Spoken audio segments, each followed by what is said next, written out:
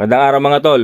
Flex ko lang itong unang apa ko ng Baguio City. Kaya pagbaba ko ng van, nag-video agad ako. Binibideo ko yung pagbaba ng mga tropa saka ng wife ko. First time ko kasi talaga makatungtong ng lupain ng Baguio City. Ganon din ang wife ko. Yung ibang kasama namin dyan, mga ilang beses na nakapunta. Ninanon pa namin yung lamig. Kasi talagang kakaiba pala yung lugar na malamig.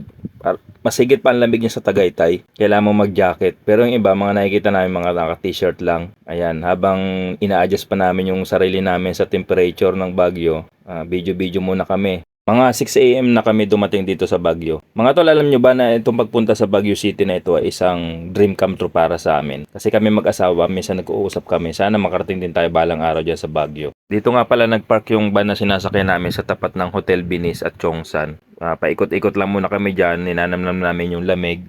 Habang maya-maya may dumating na magtataho at inaalo kami ng pinagmamalaki ng Baguio City, ang strawberry taho. Kaya yan, pinagbigyan namin, bumili kami. Saka medyo kanina pa kasi kami nag-almusal 3 AM.